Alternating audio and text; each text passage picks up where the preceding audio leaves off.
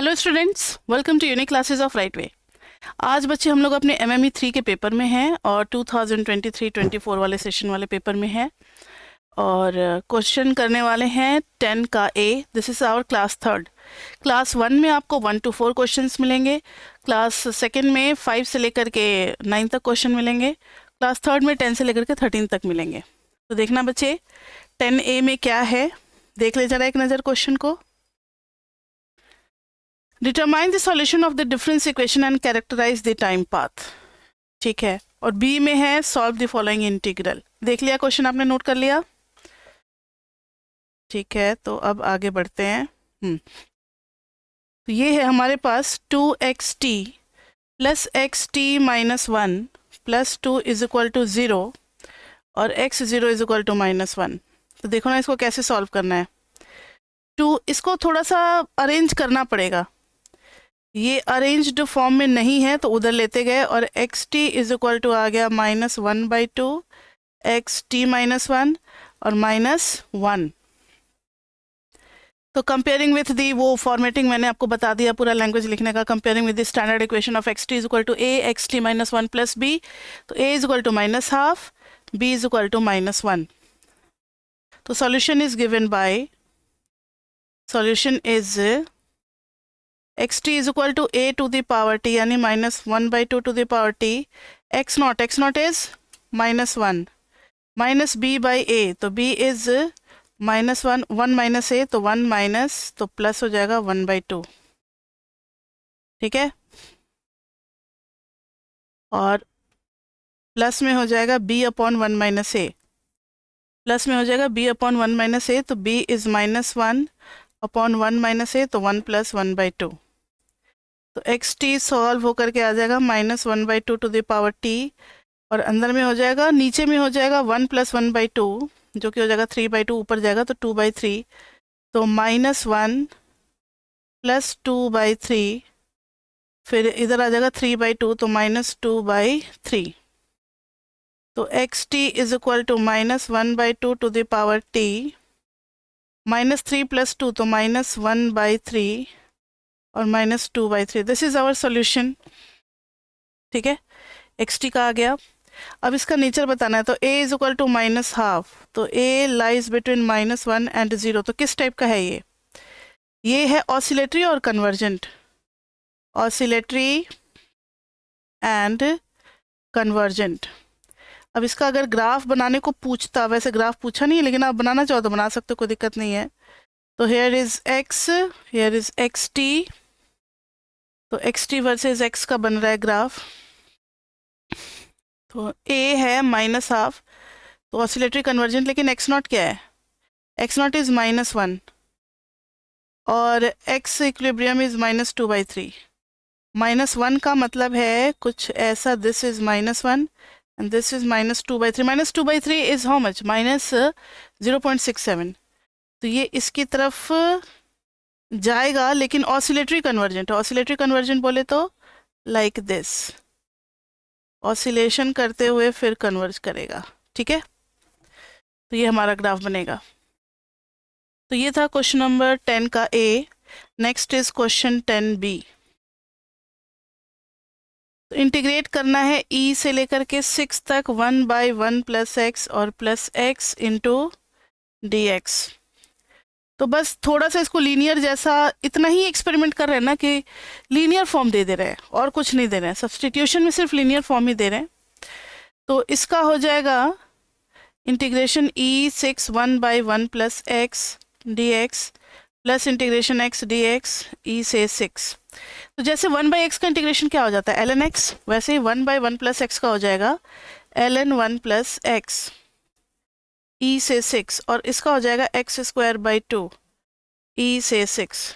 तो ये आ गया ln 6 + 1 7 minus ln 1 plus e plus 6 का स्क्वायर 36/2 यानी कि 18 माइनस e²/2। तो ये आ गया हमारे पास आंसर। इससे ज़्यादा सॉल्व हो ही नहीं सकता, ये ऐसे ही छोड़ना पड़ेगा। ठीक है, ये था हमारा क्वेश्चन नंबर 10 का ए और बी। अब हम लोग बढ़ते हैं क्वेश्चन नंबर 11 की तरफ, और 11 से बच्चे सेक्शन बदल जाएगा, सो राइट डाउन सेक्शन सी। अब सेक्शन सी का क्या सीन है कि इसमें 3 क्वेश्चन होंगे, 11, 12, 13, मैंने स्टार्टिंग में बता दिया था। उसमें से करना आपको कोई 2 है। तो क्वेश्चन नंबर 11 का ए, अच्छा ए बी सी तीनों एक ही क्वेश्चन में है 11 में, ठीक है। तो 11 का एक ही साथ देखते हैं हम लोग। 11 11 11 a firm produces 2 commodities A and B, ठीक है। The firm has 3 factories, factory A, factory B and factory C, that jointly produce both commodities in the amounts per hour given in the following table. Commodity A and commodity B. The firm receives an order of 300 unit. अब मान लो कि अगर हमारा ही firm चल और हमें order मिल रहा है कि 300 यूनिट चाहिए ए का और 500 यूनिट चाहिए बी का, तो हमारा क्या ऑब्जेक्टिव रहेगा कि हम 300 और 500 तो बनाए ही, कम से कम 300 और 500 बनाएंगे ही, ज़्यादा बन जाए तो बहुत बढ़िया है। जितने रिसोर्सेज मेरे पास अवेलेबल हैं, जितना टाइम है, अगर उस टाइम में 300 या 300 से ऊपर बन जाए तो ओके, 300 से कम नहीं होना चाहिए, क्योंकि ऑर्डर मुझे 300 का मिला है। कम करने में रिस्क है, हो सकता है मेरा ऑर्डर कैंसिल भी हो जाए, इसलिए ऑर्डर जितने का मिलता है उससे हम ज़्यादा बना सकते हैं, कम नहीं बना सकते, ठीक है। The cost per hour running factories 1, 2 and 3 are respectively 10,000, 8,000 and 11,000। तो कॉस्ट तो दे रखा है। ए पार्ट में है let y1, y2, y3 respectively denote the number of hours for which the 3 factories are used, ठीक है। फैक्ट्री ए में हमने y1 आवर यूज़ किया है, फैक्ट्री 2 में माल को भेजा तो y2 आवर उस पर काम हुआ, और फैक्ट्री 3 में y3 आवर हुआ। Write down the LPP linear programming problem of minimizing the cost of fulfilling the order and find its solution। ठीक है, मतलब पहले तो LPP लिखना भी है, minimizing the cost of fulfilling the order and find its solution. दूसरे में ड्यूअल निकालना है और फिर उसका सॉल्यूशन निकालना है। मतलब लेंदी क्वेश्चन है। By how much will the minimum cost of production increase, ये तो तीसरा वाला इजी है। तो चलो इसका पहले हम लोग फॉर्मुलेशन करते हैं। तो सबसे पहले तो हमें मिनिमाइज करना है कॉस्ट को। अच्छा, क्वेश्चन किस फॉर्मेट में है वो तो समझना पड़ेगा ना। पहले कमोडिटी ए है, कमोडिटी बी है, फैक्ट्री ए है, फैक्ट्री बी है और फैक्ट्री सी है। इसमें 10 यहाँ पे एक कमोडिटी में लगता है 10, 20, 10, 20, 20। टोटल ऑर्डर जो है वो यहाँ पे मिनिमम है 300 यूनिट्स का, तो ग्रेटर देन इक्वल टू, और बी का होना चाहिए मिनिमम 500 यूनिट्स। कॉस्ट तीनों का है 1 घंटे में 10,000, 8,000, 11,000।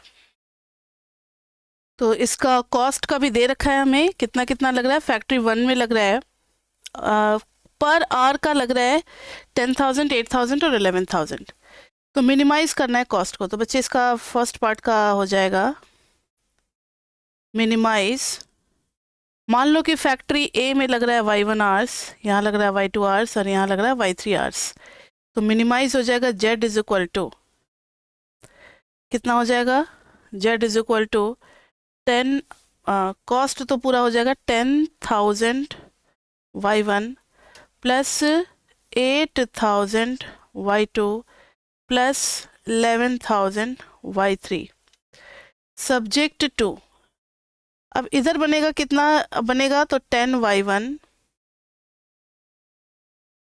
10y1 plus 20y2 plus 2y3 greater than equal to 300। ये बनना चाहिए, कमोडिटी ए जो है वो बनेगा 300 या उससे ऊपर। इधर मिलकर के कितना बनेगा, 20y1 plus 10y2 plus 20y3 बनना चाहिए मिनिमम 500, और साथ ही साथ y1, y2, y3 all are greater than equal to 0, ठीक है। अब है इसका सॉल्यूशन भी निकालना, फाइंड इट्स सॉल्यूशन।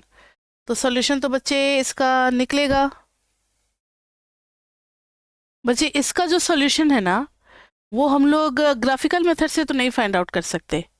ये निकलेगा तो सिंप्लेक्स मेथड से निकलेगा, और सिंप्लेक्स मेथड आपके कोर्स में नहीं है। और ग्राफिकल मेथड में सिर्फ हम 2 ही तक का कर सकते हैं, यहाँ पे 3 वेरिएबल है, नहीं निकलेगा। तो इस टाइप के क्वेश्चन में सॉल्यूशन निकालने के लिए हमें ड्यूअल का ही हेल्प लेना पड़ता है, क्योंकि ड्यूअल लेंगे तो वो 2 वेरिएबल में बनेगा। इसलिए हम लोग बी पार्ट पे सीधा स्विच करते हैं। सॉल्यूशन पूछा है तो फिर ड्यूअल बना करके ही करेंगे, और बी पार्ट में भी वही है। तो सॉल्यूशन तो आ जाएगा। तो बी पार्ट में करते हैं, इट्स ड्यूअल इज मिनिमाइज जो है वो बदल जाएगा मैक्सिमाइज में। Maximize Z is equal to ये और ये दोनों आ जाएंगे 300y1 plus 500y2 subject to, ये दोनों पहले हो गए, फिर ये दोनों हो गए, फिर ये दोनों हो गए। ठीक है, तो subject to 10y1 plus 20y2 less than equal to, पहला आ जाएगा 10,000, फिर आ जाएगा 20y1 plus 10y2 less than equal to 8,000, फिर आ जाएगा 2y1 plus 20y2 less than equal to 11,000। y1 और y2 दोनों क्या, ग्रेटर देन इक्वल टू 0। अब इसका तो सॉल्यूशन निकाला जा सकता है, इनका तो कंस्ट्रेंट बनाना आसान है ना, तो इनका कंस्ट्रेंट बना करके और ग्राफिकली सॉल्यूशन निकाल लेंगे। लाइक पहले वाले का है 10y1 plus 20y2 is equal to 10,000। तो इसमें 2 पॉइंट फॉर्म में क्या बनेगा, y1 y2, अगर y1 0 है तो y2 आ जाएगा 20 से 500, और अगर y2 0 है तो 10 आ जाएगा, मतलब y1 आ जाएगा 1000। दूसरा लाइन है 20y1 plus 10y2 is equal to 8000 वाला, और सब में 0 0 डालने पे yes yes less than 10,000, yes less than 8,000, yes less than 11,000। इधर आ जाएगा 20y1 plus 10y2 is equal to 8,000, तो इधर आ जाएगा y1 और y2, 0 और 0। y1 अगर 0 है तो y2 आ जाएगा 800, और अगर y2 0 है तो y1 आ जाएगा 0 गया 400। नेक्स्ट है 2y1 प्लस 20y2, 2y1 है या 20y1 है, 20 है ना, मैंने 2 कैसे लिख दिया, यहीं पे गड़बड़ किया हुआ है कुछ। यहाँ पे 20 कर लो बच्चे, तो यहाँ पे भी 20, क्योंकि अचानक से 10 20 से 2 तो नहीं हो जाएगा। तो इज इक्वल टू 11,000। इसका जब करोगे तो इधर आ जाएगा y1 y2, this is 0 and 0, y1 0 डालेंगे तो y2 की वैल्यू हो जाएगी 20 से करेंगे तो 550। नेक्स्ट आ जाएगा, अगर y2 0 डाल दिया तो y1 आ जाएगा, ये भी तो 20 है, सेम टू सेम आ जाएगा ना 550। यानी ग्राफ कुछ ऐसा बन रहा है, 500,000 इस तरीके से जाना है।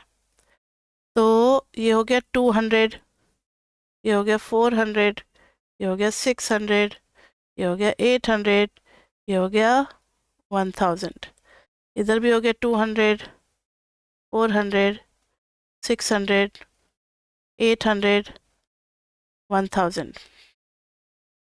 तो इसमें आ गया 0 और 500 लाइक दिस, ये पहला हो गया, और 1000 और 0 दिस वन, इसको ज्वाइन कर दो आप। What is equation of this line, black वाले लाइन का इक्वेशन है 10y1 plus 20y2 is equal to 10,000। ठीक है, नेक्स्ट इज 20y1, इसका ग्रीन से बनाते हैं। तो 0 800, फिर 400 0, ठीक है। ग्रीन वाले की इक्वेशन क्या है, सेकेंड इक्वेशन है 20x1 plus 10x2 is equal to 8,000। Third equation is 20y1 plus 20y2 is equal to this, तो 550 550, तो 550 थोड़ा सा ऊपर, और इधर भी 550 थोड़ा सा ऊपर, लाइक दिस। इसकी इक्वेशन क्या हो गई, इसकी इक्वेशन हो गई 20x1 plus 20x2 is equal to 11,000। अब देखो सबके नीचे नीचे ही रहना है, सबके नीचे ही रहना है, तो नीचे रहोगे तो ये मिलेगा हमें। ध्यान से देखो, ब्लैक से कर रहे हैं, ये फिर ये, फिर ये मतलब कॉर्नर पॉइंट कितने मिले? एक तो ओ मिला, एक ए मिला, एक बी मिला, एक सी मिला और एक डी मिला। इन सब का कोऑर्डिनेट चाहिए। तो सी के लिए तो किस किस लाइन को आप करोगे? ब्लैक और रेड वाले को सॉल्व करोगे। तो फॉर पॉइंट सी ब्लैक और रेड वाले को सॉल्व करोगे, फॉर पॉइंट बी ग्रीन और रेड वाले को सॉल्व करोगे, और बाकी सब तो सामने में है ही। तो सारे कॉर्नर पॉइंट्स को निकाल करके फिर हमें सॉल्व करना है। तो फॉर बी हम सॉल्व करेंगे रेड और ग्रीन वाले को। तो सॉल्व करेंगे 20x1 प्लस 20x2, ये रेड वाला है 11,000, ग्रीन वाला है 20x1 plus 10x2 is equal to 8,000। लो भाई, ये तो आसानी से सॉल्व भी हो गया। माइनस माइनस माइनस ये कैंसिल, ये आ गया 10x2 is equal to 3,000। x2 is equal to कितना आ गया? 300। तो x1 इज इक्वल टू कितना आ जाएगा? x1 इज इक्वल टू आ जाएगा 8,000 माइनस 10x2।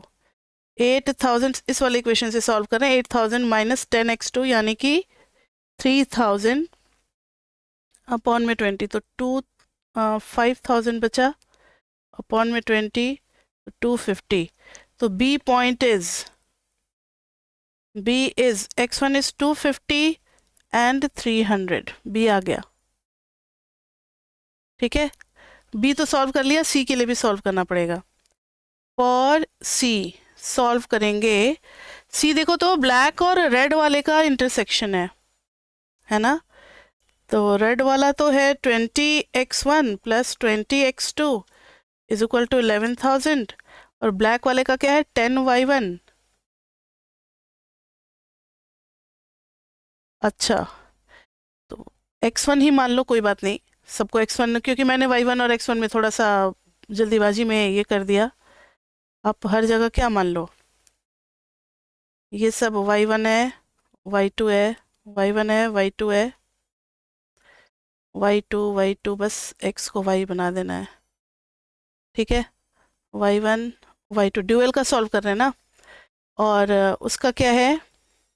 ब्लैक वाले का है 10y1 plus 20y2, 10y1 plus 20y2 is equal to 10,000। Minus कर देंगे तो इधर बच जाएगा 1,000।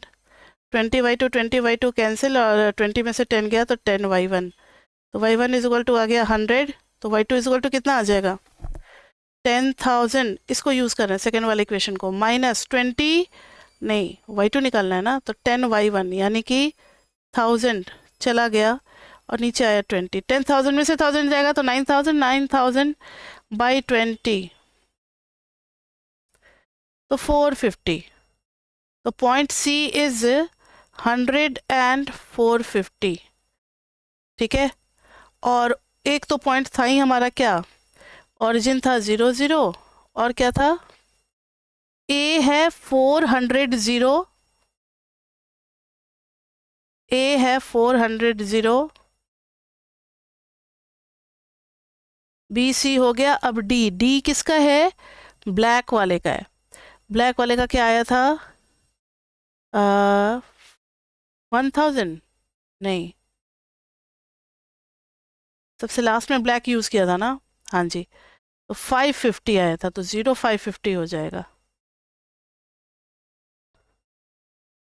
नहीं, एक मिनट, 10y1 निकाल ही लेते हैं ना। चलो यहाँ पे y1 0 डाल दो, तो 20 से तो 500, 0500, ये है D। तो अब सारे पॉइंट्स को रख देंगे हम लोग। O 0 0, A 400 0, B 250 300, C 100 450, D is 0 and 500, और Z क्या है हमारा? मिनिमाइज Z में 300 y1 प्लस 500 y2 सब में डालेंगे और देखेंगे कि क्या आ रहा है। तो चलो देखते हैं कितना आता है। 300 y1 और y2, ये तो खैर 0 ही आ गया, और इसमें डालेंगे तो खाली 400, तो 4 3 12, 00 00, इसमें डालेंगे तो कुछ और आएगा, इसमें ये तो आसानी से निकल जाएगा। 500 इंटू 500 25 0000। इसमें करेंगे तो बी के लिए 250 इंटू 300 प्लस 300 इंटू 500, तो ये हो गया 15 0000 और ये हो गया 75 000।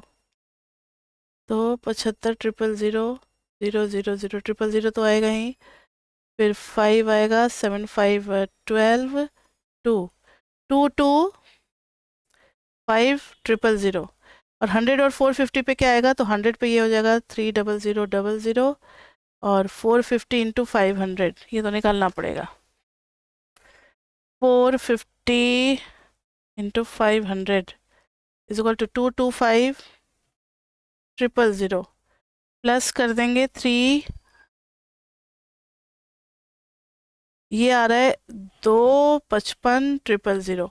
मैक्सिमाइज करना था या मिनिमाइज करना था क्वेश्चन में? मैक्सिमाइज का था बच्चे, तो मैक्सिमम मिल गया हमें। मैक्सिमम कितना मिला, तो मैक्सिमम इज 255 और ये मिला है 100 और 450 पे, तो लिख देंगे मैक्सिमम जेड यानी कि minimum cost is equal to 255 000, क्योंकि उसका ड्यूअल बना करके सॉल्व किया है, तो कॉस्ट को मिनिमाइज करना था ना, तो minimum cost at y1 is equal to 100 and y2 is equal to 450। अब इन्होंने कहा है कि find the increase in cost. Question पढ़ो जरा। बी पार्ट भी हो गया, सी पार्ट में how much will the minimum cost of production increase if the cost per hour in factory 1 increases by 100, increases by 100। तो देखो फर्स्ट फैक्ट्री का तो कंस्टेंट हमारा क्या था, y1 बना था, x देखो सी पार्ट में क्या होगा, ये फॉर्मूला हम लोगों ने पढ़ा हुआ है, delta Z star is equal to जो हमारा ऑप्टिमल लेवल होता है u1 स्टार, उसमें हम लोग मल्टीप्लाई कर देते हैं किससे, डेल्टा b1 से, पहले वाले कंस्टेंट का, फिर u2 स्टार, फिर करते हैं क्या, डेल्टा b2, फिर u3 स्टार डेल्टा b3। तो सेकेंड और थर्ड फैक्ट्री में तो कोई चेंज हुआ ही नहीं है, तो उसका जो ऑप्टिमल होगा into 0 plus u3 star into 0, लेकिन इसका जो ऑप्टिमल होगा इसमें 100 लेबर आवर से मल्टीप्लाई करेंगे तो ये दे देगा हमें। लेकिन बच्चे हमारे पास ना ये u1 स्टार ही नहीं है। u1 स्टार कहाँ से आता, अगर सिंप्लेक्स मेथड हम अप्लाई करते ना तो प्राइमल से आता, y1 की जो वैल्यू होती है ना y1 स्टार, उससे आता, ठीक है।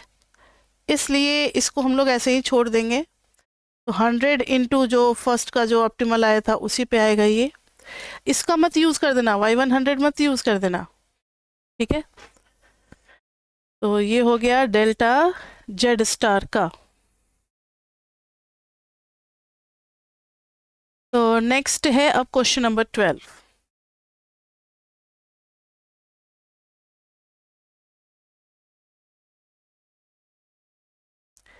Question number 12. Consider a consumer with the cost function uxy is equal to xy plus 2 who faces a budget constraint of b and price of good x and good y are px and py. Price जो है वो क्या है, px और py है respectively. Form the first order condition determines the expression for the demand function. ठीक है, जब यूटिलिटी का क्वेश्चन होता है तो हमेशा एक बजट कंस्टेंट होता ही है, और ऑब्जेक्टिव हमारे यूटिलिटी को क्या करना होता है, मैक्सिमाइज या मिनिमाइज, मैक्सिमाइज ही करते हैं हम हमेशा, यूटिलिटी को क्या करते हैं हमेशा हम लोग, मैक्सिमाइज ही करते हैं। तो क्वेश्चन हमारा फ्रेम जो होगा उसमें होगा मैक्सिमाइज और सब्जेक्ट टू कंस्टेंट, ठीक है। तो find an expression for the indirect utility function, find an expression for the expenditure function, फिर प्रॉब्लम चेंजेस टू दिस, ठीक है, उतना तो आगे बढ़ेंगे, पहले ये तो करें। तो यूटिलिटी हमारे पास क्या है, utility of X Y is equal to X into Y plus 2, और बजट कंस्टेंट क्या है, तो P X into P X plus Y into P Y, budget और m कितना है, कंस्टेंट ऑफ b से ही छोटा रखेंगे, less than equal to b, वैसे लेस देन इक्वल टू कर दोगे तो फिर एलपीपी का क्वेश्चन हो जाएगा, इसलिए इसको लैग्रेंजेस से सॉल्व करना तो इज इक्वल टू पी रखेंगे, यानी ये एज्यूम कर लेते हैं कि जितना बजट हम सारा का सारा यूज कर रहे हैं। ठीक है, तो यहाँ पे कोई एल और के नहीं है, तो लैग्रेंजियन फंक्शन को हम लोग एल से रिप्रेजेंट कर सकते हैं। ए पार्ट में है let L be the Lagrangian question Lagrangian function with lambda as Lagrangian multiplier. Lagrangian multiplier. तो ये हो जाएगा L is equal to U X Y minus lambda into X P X plus Y P Y minus B. तो इसको तो डालना पड़ेगा ना, यू एक्स वाई की जगह पे क्या था उसको पुट ही कर दो, x into Y plus two. अब फर्स्ट ऑर्डर कंडीशन से अगर बढ़ेंगे तो L X dash is equal to zero करेंगे, L Y dash is equal to zero करेंगे, L lambda dash is equal to zero करेंगे। तो एल एक्स डैश जीरो करेंगे तो क्या मिलेगा हमें, x का coefficient y plus two, Y plus two मिलेगा, और x के रिस्पेक्ट में करेंगे तो माइनस लैम्डा पी एक्स मिलेगा इज इक्वल टू जीरो। ठीक है, तो y plus two is equal to lambda P X, this is our first equation. अब यहाँ से करेंगे एल वाई डैश करेंगे तो y का कोफिशिएंट है खाली x, माइनस इधर है y का कोफिशिएंट पी वाई और लैम्डा, तो lambda P Y is equal to zero, तो x is equal to lambda P Y. Let this be second equation. L lambda dash तो x px plus y py is equal to 0. This is third equation. अब एक काम करेंगे, क्या काम करेंगे, first और सेकेंड को डिवाइड कर दो 1/2, तो हमें क्या मिलेगा, y plus two by X is equal to lambda P X upon lambda P Y, lambda lambda cancel, तो y plus two is equal to P X upon P Y into X, तो y की value मिल गई P X upon P Y into X minus two. मतलब section third जो है वो time consuming है, टाइम बचा करके रखना है सेक्शन थर्ड के लिए।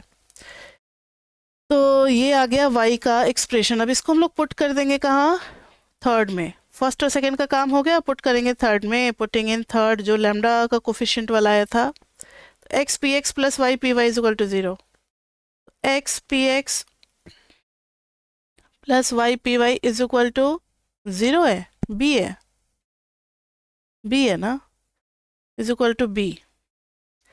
तो एक्स पी एक्स करेंगे, एक्स और पी एक्स तो रहेगा ही, वाई की जगह पे आ जाएगा P X by P Y into X minus two, मतलब एक्स इसके साथ है और माइनस टू अलग से है, कहीं ऐसा मत कर देना कि एक्स माइनस टू अलग है, into P Y is equal to B. तो ये आ जाएगा x इंटू पी एक्स, और इसको जब ओपन करोगे तो पी वाई कैंसिल हो जाएगा, x into P X minus two P Y is equal to B. तो इधर आ जाएगा 2x P X minus two P Y is equal to B. X की वैल्यू कितनी आ जाएगी, b plus two P Y upon में 2px। ये आ गई किसकी वैल्यू, x की वैल्यू आ गई, किसकी वैल्यू आ गई, x की वैल्यू आ गई। तो this is not simple x but x star, ठीक है, जो कि मैक्सिमाइज करेगा यूटिलिटी को। उसी तरीके से y स्टार भी आ जाएगा b minus two P Y by two P Y, किसी भी इक्वेशन में डाल करके आप देख लेना, आ जाएगा आपका। तो using Lagrangian method find the consumer's demand for, तो यही तो दोनों डिमांड आ गए ना, ये डिमांड फंक्शन ही तो है, ये भी डिमांड फंक्शन है एक्स स्टार का, ये भी डिमांड फंक्शन है वाई स्टार का, जो कि प्राइस पे डिपेंड कर रहा है। तो quantity depending upon the price and income कितना है बी, तो बी का और प्राइस का फंक्शन है, आ गया, ए पार्ट हो गया।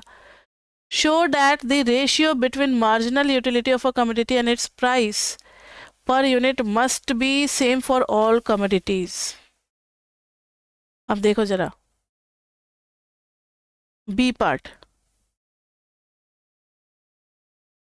अच्छा नहीं हम लोग 12 कर रहे हैं ना, मैंने 13 देख लिया, सॉरी 12 में आ जाओ फिर से। Find an expression for the indirect utility function. तो यूटिलिटी फंक्शन निकालना है, तो U star is equal to, U का फॉर्मूला क्या था, X into Y plus two, X star into Y star plus two हो जाएगा। तो U star is equal to X star की जगह पे B plus two P Y upon में two P X into Y star, तो B minus two P Y upon में two P Y plus two, पूरा सॉल्व वॉल्व करके तो आ ही जाएगा, टू पी एक्स और टू पी वाई, पूरा एलसीएम ही ले लेते हैं। अच्छा नहीं, B plus two P Y by two P X, चल जा भाई, टू पी एक्स, इधर आ गया two P Y beta minus two P Y plus four P Y.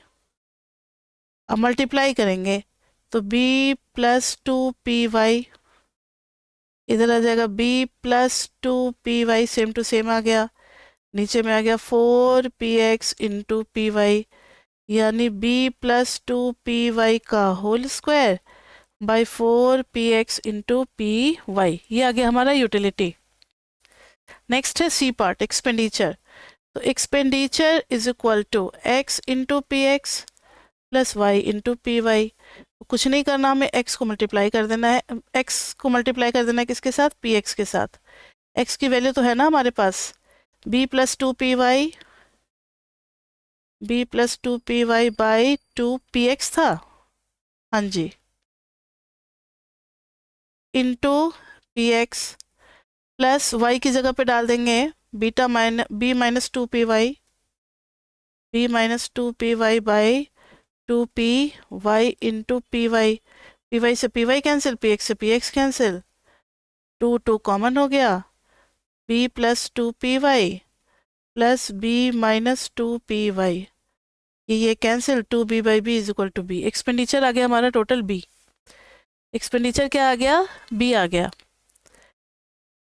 अब डी पार्ट में है, show that if the problem changes to minimize, मतलब क्वेश्चन बदल दिया, minimize P X into X plus P Y into Y subject to X Y plus two is equal to U star, utility जो निकाला था हमने, that is minimize P X into X plus P Y into Y subject to X Y plus two is equal to U star की value कितनी आई है solve करके, अभी तो हम लोगों ने निकाला है, यू स्टार इतना आया है, B plus two P Y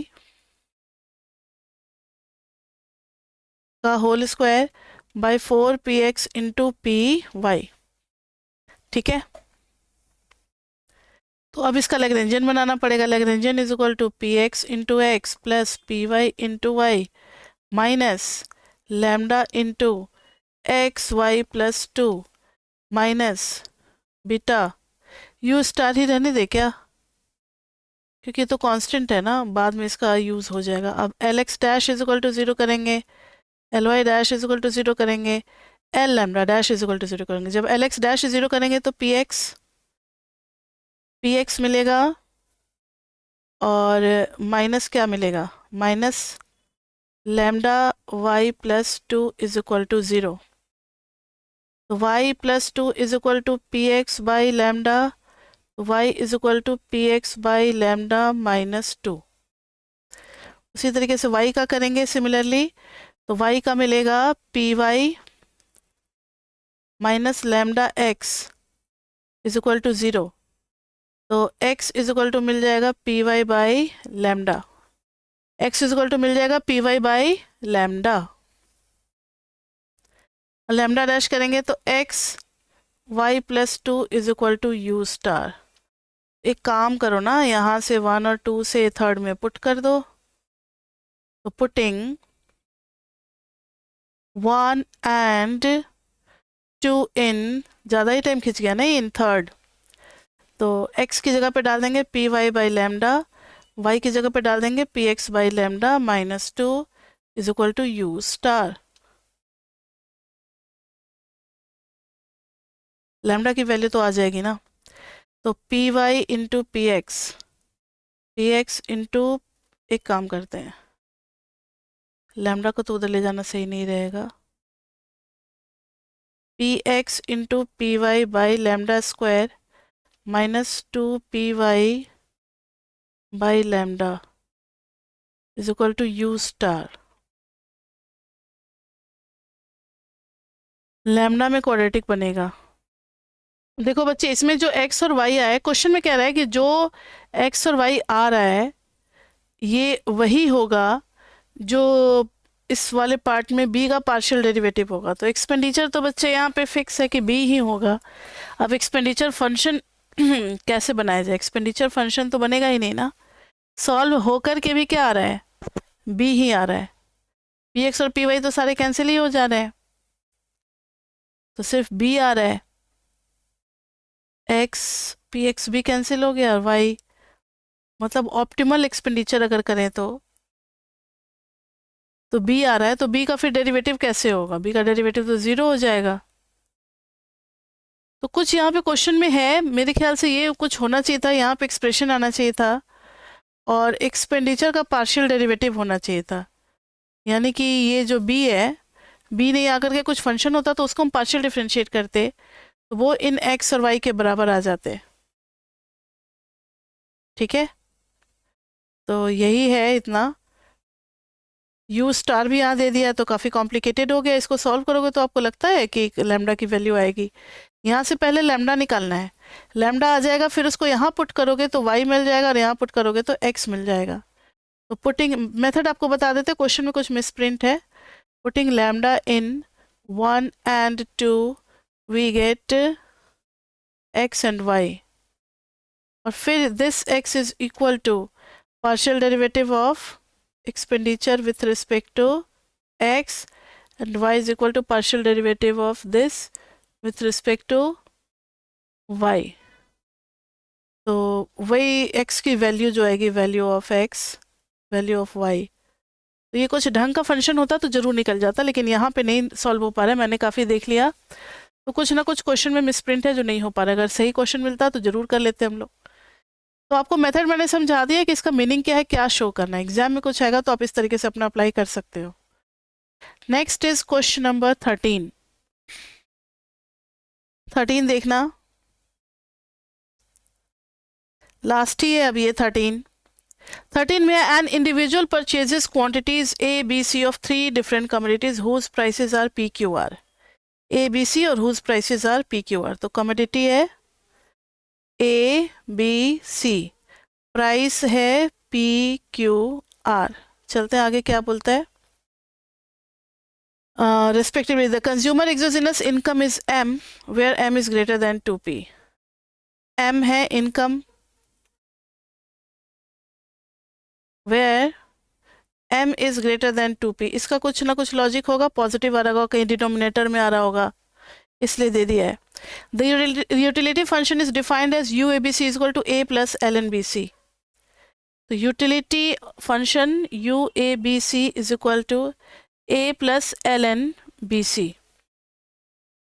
अब है क्वेश्चन, तीनों पढ़ लेते हैं। Using the Lagrangian method find the consumer's demand for each good. जैसे पिछले वाले क्वेश्चन में निकाला वैसे यहाँ में निकलेगा। Show that the ratio between marginal utility of a commodity and its price per unit must be same for all the commodities. ठीक है, ये भी शो करेंगे। Show that expenditure on second and third good are always equal. ठीक है, तो चलो first part करते हैं। पहले डिमांड फंक्शन निकालना है फर्स्ट पार्ट में। तो फर्स्ट पार्ट में क्वेश्चन हमारा फ्रेम होगा maximize utility subject to A P plus B Q plus C R less than equal to, लेकिन लेस देन इक्वल टू नहीं लगाना है आपको, इज इक्वल टू एम लगाना है। तो लैग्रेंजियन फंक्शन बनेगा L A B C, language नहीं लिख रहे लेकिन आपको लिखना है एग्जाम में, is equal to utility function is A plus L N B C minus lambda into A P plus B Q plus C R minus M. तो इसको जब ए के रिस्पेक्ट में करेंगे, इसको बी के रिस्पेक्ट में करेंगे, इसको सी के रिस्पेक्ट में करेंगे और फिर इसको लैम्डा के रिस्पेक्ट में करेंगे। ये 3 वेरिएबल वाला है, तो ये शायद हम लोगों ने किया हुआ है, मुझे जहाँ तक लग रहा है, कुछ इंट्यूशन आ रहा है, किया होगा। ये आपके बुक का ही क्वेश्चन होगा। तो एल ए डैश 0 करोगे तो ए का आ जाएगा 1, एल एन बी सी का तो हो गया 0 और minus lambda P is equal to 0। तो लैम्डा इज इक्वल टू कितना आ गया? 1 by p. This is our equation number 1. Next is b के रिस्पेक्ट में करेंगे तो ln bc की वजह से नीचे bc और ऊपर में b का कोफिशिएंट c और इधर में आ जाएगा minus lambda q is equal to 0. तो c कैंसिल, तो लैम्डा इज इक्वल टू क्या आ गया, 1 बाई बी क्यू आ गया. Let it be second equation. Third में है L C dash is equal to 0. तो c के लिए तो 1 बाई बी सी आ जाएगा और c का कोफिशिएंट है b और सेकेंड वाले से लैम्डा लैम्डा तो minus lambda R is equal to 0. तो B B cancel, lambda is equal to 1 by R C. This is third. और लैम्डा डैश में करोगे तो A P plus B Q plus C R is equal to M. ठीक है. तो question में क्या है, using the Lagrangian method find the consumer's demand for each good. Consumer demand निकालना है. तो अब एक काम करेंगे ना, इसको मान लेते हैं फोर्थ. तो यहाँ से किसकी वैल्यू, P की वैल्यू, यहाँ से Q की वैल्यू और यहाँ से R की वैल्यू, तीनों को निकाल करके उसमें पुट करते हैं. ठीक है. तो यहाँ पे आ जाएगा P is equal to 1 by lambda, यहाँ पे आ जाएगा Q is equal to 1 by B lambda, यहाँ पे आ जाएगा R is equal to 1 by C lambda. इसको पुट करेंगे सबको, putting in equation number fourth. तो आ जाएगा A P की जगह पे 1 बाई लैम्डा प्लस B और इंटू Q है तो by B lambda plus C by C lambda is equal to M. C से C कैंसिल, B से B कैंसिल, ये आ गया A plus 2 by lambda is equal to M. तो यहाँ से निकल जाएगा हमारे पास A is equal to lambda M minus 2. ठीक है. A is equal to lambda M minus 2. उसी तरीके से B निकालेंगे हम लोग. B निकालेंगे.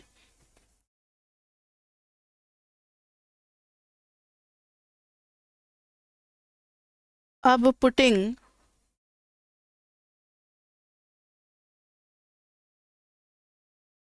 देखना, putting lambda is equal to 1 by P, ये आया था ना फर्स्ट में, lambda is equal to 1 by P. इसको पुट कर रहे हैं हम लोग कहाँ, फिफ्थ इक्वेशन में. कहाँ पुट कर रहे हैं हम लोग, फिफ्थ इक्वेशन में, यानी इसको फिफ्थ मान लेते हैं इन फिफ्थ इक्वेशन. तो A इज इक्वल टू मिल जाएगा लैम्डा की जगह पे 1 बाई पी एम माइनस 2. तो A इज इक्वल टू मिल गया m बाई पी माइनस 2. ये हो गया हमारा demand function of first good. उसी तरीके से पुटिंग, ये फर्स्ट का लैम्डा डाले तो फर्स्ट का डिमांड इक्वेशन मिला. अब सेकेंड का डालेंगे, putting lambda is equal to 1 by B Q in fifth. तो क्या मिलेगा हमें, अब lambda is equal to 1 by B Q डालेंगे किसमें, फिफ्थ में डालेंगे. तो फिफ्थ तो है हमारे पास क्या, A is equal to lambda यानी कि 1 by B Q M minus 2. A की जगह पे ये डाल दो m by P minus 2 is equal to 1 by B Q M minus 2. हमें B निकालना है. डिमांड फंक्शन बच्चे A B C है, X है हमारा A B C कमोडिटी. तो A is equal to something in terms of price will be demand function of first good. B is equal to something in terms of price will be demand function of second good. तो यहाँ पर हम लोगों को B निकालना है. तो minus two cancel, बाद में M भी कैंसिल हो जाएगा. तो B Q is equal to P, तो B is equal to P by Q. ये आ गया सेकेंड डिमांड फंक्शन. जो जो डिमांड फंक्शन आता जा रहा है, ये एक डिमांड फंक्शन हो गया, ये एक डिमांड फंक्शन हो गया. उसी तरीके से थर्ड वाले का जो लैम्डा आया था, lambda is equal to R C, इसको पुट कर दो. ठीक है, इसको पुट कर देंगे lambda is equal to R C in equation fifth. Putting अरे यार चल तो जा, putting lambda is equal to 1 by R C in fifth equation क्या था, A is equal to lambda M minus 2. A की वैल्यू भी डाल देंगे ना, A इज इक्वल टू आया है M बाई पी माइनस 2. उधर डालेंगे लैम्डा की जगह पे 1 by C R minus 2 cancel, M cancel, बचा C is equal to R C is equal to P. तो C is equal to P by R. This is our third demand function.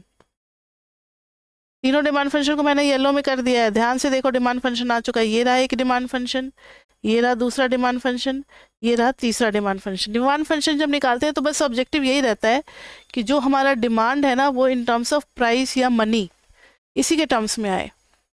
तो आ गया तीनों। Second part में show that the ratio between marginal utility of a commodity and its price per unit must be same for all the commodities. तो देखो तो जरा, तीनों का लैम्डा इक्वल है ना, ये लैम्डा लैम्डा लैम्डा। तो from first second and third, B part कर रहे हैं, from first second and third. तो 1/p is equal to 1/bq is equal to 1/cr is equal to lambda.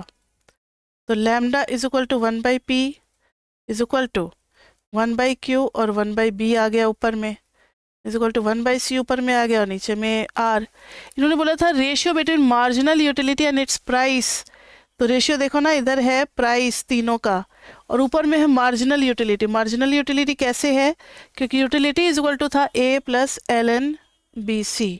तो मार्जिनल यूटिलिटी फर्स्ट गुड का आएगा a के respect में 1, marginal utility second good का आएगा 1/bc और c ऊपर में, c कैंसिल 1/b, और मार्जिनल यूटिलिटी थर्ड गुड का आएगा 1/bc और b ऊपर में, b भी कैंसिल 1/c।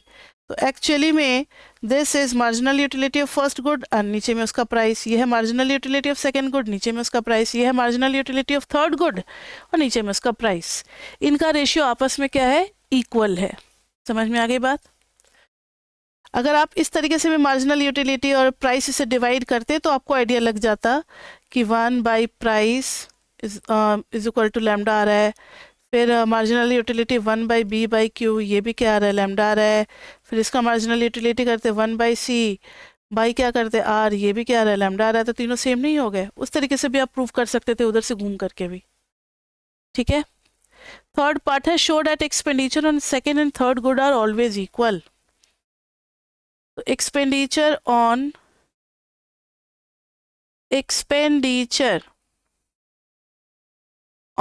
सेकेंड गुड और इधर है थर्ड गुड। तो expenditure on second good E2, देखो तो सेकेंड गुड पे कितना एक्सपेंडिचर है, टोटल खर्चा है BQ और थर्ड पे है CR। Expenditure is equal to BQ और इधर है CR। इन्होंने क्या कहा है, expenditure on second and third good are always equal. तो वैल्यू डाल देंगे ना B की वैल्यू डाल देंगे। ऑप्टिमल लेवल पे इसको स्टार लगा दो, इसको भी स्टार लगा दो। B स्टार हमने निकाला हुआ है, B स्टार कितना आया था, P/Q आया था। देखो तो B की वैल्यू P/Q नहीं आई है और C की वैल्यू P/R आई है। तो इधर C की वैल्यू P/R डाल दो, इंटू R कैंसिल, P आ गया, और इधर इंटू Q डाल दो, Q कैंसिल, P आ गया। तो E2 is equal to E3 is equal to P। तो दोनों का एक्सपेंडिचर क्या आ गया, सेम आ गया। मतलब सेक्शन C में हमने देखा, सारे क्वेश्चंस तो हो गए आपके पेपर के बच्चे। सेक्शन C में 2 ही क्वेश्चन करना है लेकिन टाइम टेकिंग है। 10 मार्क्स तो इनके भी मिल रहे हैं, लेकिन ये 10 मार्क्स अचीव करने में मतलब आपको नानी याद आ जाएगी, इतना काम करवाएंगे वो आपसे, इतना दिमाग को घुमाएंगे। फर्स्ट सेक्शन इजी है, पास करने के लिए फर्स्ट सेक्शन काफ़ी है, थोड़ा अच्छा स्कोर लाने के लिए सेक्शन B काफ़ी है, लेकिन सेक्शन C जो है वो टॉप करने के लिए अच्छा है। सेक्शन C के लिए आपको बेसिकली ये किससे पूछा है, आप ध्यान दोगे ज़्यादातर 18 से पूछा है। लैग्रेंजियन मल्टीप्लायर से ही तीनों क्वेश्चन फ्रेम किया है, क्योंकि आप कोई भी 2 करोगे तो लैग्रेंजियन मल्टीप्लायर फंसेगा ही फंसेगा। ठीक है, तो इस तरीके से आपको लैग्रेंजियन मल्टीप्लायर से ही सेक्शन C मिला है, तो मेरे ख्याल से आगे भी मिलेगा। तो ये था हमारा एग्ज़ाम का पैटर्न, और एक पेपर मैंने कराया, और पेपर में आपको आइडिया लग गया होगा कि क्या स्टैंडर्ड रहने वाला है। कुछ बच्चों को इजी लग रहा होगा, कुछ बच्चों को ठीक ठीक लग रहा होगा, सो कि मैम कुछ 5-10 नंबर तो कटेंगे ही कटेंगे। कुछ बच्चों को लग रहा होगा, कुछ बच्चों को लग रहा होगा अरे नहीं मेरे सारे आ जाएंगे। ठीक है, कुछ टाइम बचा करके रखना सेक्शन सी के लिए अलग से, थोड़ा एक्सपेरिमेंटल ब्रेन लगाने के लिए। कुछ बच्चों को लग रहा होगा अरे इतना ईजी है, मैं तो पास कर जाऊंगा, मैंने ज़्यादा पढ़ा नहीं लेकिन पास करने की मुझे उम्मीद जग गई है। तो पेपर करने से ये फ़ायदा होता है। तो ये था सेमेस्टर थर्ड में आपका सिर्फ एक मैथ्स का ही पेपर था, तो मैथ्स का पेपर मैंने करा दिया। और इसके पहले का पेपर कराने का कोई ज़्यादा फ़ायदा है नहीं, क्योंकि वो पैटर्न अलग था। वो 8 में से 5 क्वेश्चन करना था ओवरऑल। मेरे ख्याल से वो कोरोना के बाद जस्ट का जो पेपर था, वो फ्रेम नया सिलेबस बना था, तो कुछ ढंग से कर नहीं पाए थे। तो MME 3 का उतना अच्छा नहीं है। यही आपका एक ही पेपर अभी तक हुआ है, 2 ही साल तो हुए हैं इसके पेपर। तो ये वाला पेपर आपका बिल्कुल आइडियल है, इसी टाइप का आएगा। और फिर नेक्स्ट सेमेस्टर में, सेमेस्टर फोर्थ में मेरा पेपर होगा आपके साथ इक्वाट्रिक्स। इक्वाट्रिक्स बहुत ही लेंदी पेपर है और बहुत ही डिफिकल्ट पेपर है, लास्ट में करने वाला नहीं है। मतलब आपका जितना MME 1, MME 2, MME 3 और स्टैट्स 1, स्टैट्स 2 ये पांचों मिला दोगे तो एक इक्वाट्रिक्स के बराबर होगा। आप समझ सकते हो इक्वाट्रिक्स का कितना लेंदी और कितना डिफिकल्टी लेवल है। इक्वाट्रिक्स में तो बच्चे आपको ट्यूशन लगानी ही पड़ेगी, और हमारे यहाँ आपको इतनी अच्छी क्लासेस मिलेगी। आप ट्रायल भी ले लेना इक्वाट्रिक्स की, वो आपको ट्रायल में ही पता लग जाएगा। तो इक्वाट्रिक्स में हमने हर एक चीज़ पढ़ाया है। कुछ चीज़ें जो सिलेबस में नहीं दिया हुआ है लेकिन ज़रूरी है, क्योंकि उसके बगैर आगे के चैप्टर्स में कॉन्सेप्ट नहीं समझ सकते, वो भी मैंने एक्स्ट्रा आपको कराया हुआ है। तो इसलिए इक्वाट्रिक्स का सेमेस्टर 4 में वो तो कंपलसरी है सबको लेना ही। सेमेस्टर 5 में फिर ऑप्शनल आता है इक्वाट्रिक्स। तो जो बच्चे थोड़े डेयरिंग होते हैं मैथमेटिकल, जिनको ज़्यादा मज़ा आता है, वो फिर एडवांस ट्रिग्नोमेट्रिक्स लेते हैं। एडवांस ट्रिग्नोमेट्रिक्स ऑप्शनल होगा, आप चाहो तो लो चाहो तो ना लो, वो सेमेस्टर 4 के बाद आप अपना सोचना। सेमेस्टर 4 में तो इक्वाट्रिक्स सबको पढ़ना ही पढ़ना है। चलो वो तो बाद की बात होती रहेगी। अभी आपको एग्जाम के लिए क्या करना है, ये एक पेपर आपने कर लिया, एक सेट कर लो कि ठीक है चैप्टर 20 से कौन कौन से टॉपिक को टच कर रहे हैं, 21 से क्या टच कर रहे हैं, चैप्टर 18 से लैग्रेंजियन मल्टीप्लायर टच कर रहे हैं, चैप्टर 19 से ग्राफिकल सॉल्यूशन और ड्यूअलिटी टच कर रहे हैं। ठीक है, तो 2-2, 3-3 टॉपिक हर चैप्टर से निकल करके आएगा। चैप्टर 10 से क्या टच कर रहे हैं, इंटीग्रेशन और वो वाला पार्ट टच कर रहे हैं। एक तो सिंपल इंटीग्रेशन और एक रेट दे देते हैं तो उसका हटाने के लिए इंटीग्रेशन, और एक एरिया, 3 चीज़ें टच कर रहे हैं इंटीग्रेशन से। फिर है आपका चैप्टर 20 से डिफरेंस इक्वेशन और वो कन्वर्जेंट डाइवर्जेंट ऑसिलेटरी वाला, ऐसा ही पूछ रहे हैं। ये तो इजी है। चैप्टर 21 से डिफरेंशियल इक्वेशन का सॉल्यूशन है या नहीं है, तो फिर उसका स्टेबल इक्विलिब्रियम है या अनस्टेबल इक्विलिब्रियम है, यही पूछ रहे हैं। ठीक है बच्चे, तो इससे ज़्यादा कुछ नहीं है, इतना ही आप तैयार करके चले जाओ तो मोस्ट प्रोबेबली आपका पेपर काफ़ी अच्छा हो जाएगा। तो अभी तक के लिए इतना ही, फिर मिलते हैं नेक्स्ट सेमेस्टर में न्यू पेपर के साथ। And best of luck for your exam and don't be panic. जो किया है वही होगा, घबराने से कुछ भी नहीं बदलने वाला। लास्ट टाइम में घबराहट नहीं होना चाहिए, लास्ट टाइम में बिल्कुल कूल रहना चाहिए। ओके बच्चे, तो best of luck and bye bye, see you in the next semester.